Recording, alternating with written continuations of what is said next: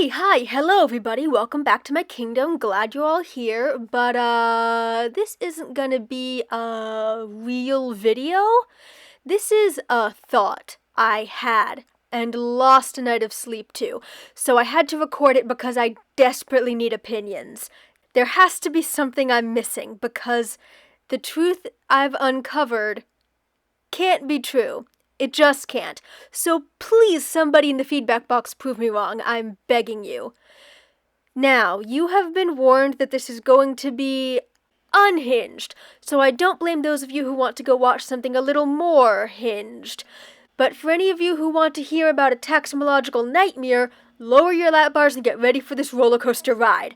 So, this all started because I remembered the Defunct Land podcast where Kevin's guest was Noel McNeil.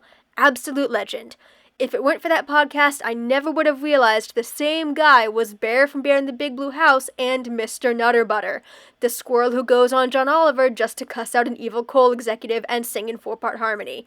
He has the range. But my favorite part of that podcast is where he talks about taking the bear puppet to Disney World and essentially pulling a shift as a walk-around character. And he could talk to the kids who wanted to meet Bear because he is the voice of Bear.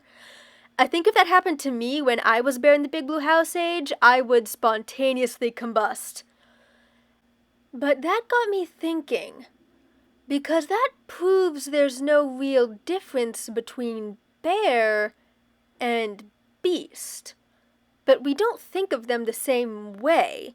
We call Bear a puppet and Beast a costume. And we know why. They don't belong in the same place. Bear belongs on a soundstage and Beast belongs out in the parks. They work in different industries. Bear is a full-body puppet in the tradition of Big Bird, and Beast is a costume character in the tradition of Goofy. They evolved from different performance disciplines. One day, some puppeteers decided to go hard and make a puppet that requires your entire body to operate. Unrelated to that, some costume designers were tasked with making real-life representations of animated characters. And that's easy enough with Cinderella. Blue dress, blonde wig, teach an actress to wave. Done. But if you want 3D Donald, you're gonna need to sculpt a foam duck head. And we know these costumes haven't always looked like they do today. We all watch Disney Dan. But these two different species converged really quickly.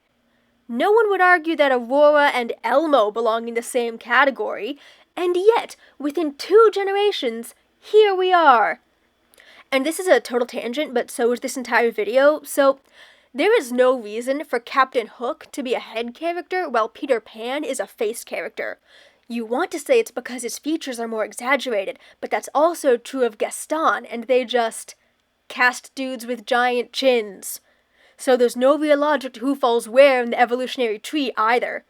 People get real hung up on why Goofy and Pluto are so different, but I'm asking the real questions, the ones they're afraid to ask.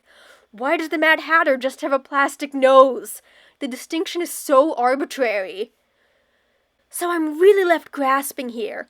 What is the difference between Minnie Mouse and Sweetums? Especially now that Minnie has articulated features too. Is Mickey a Muppet? He can't be, but I can't tell you why he isn't. And since Mickey and Donald can't be separated, that makes all walk-around costume characters definitionally puppets. Gritty's a Muppet.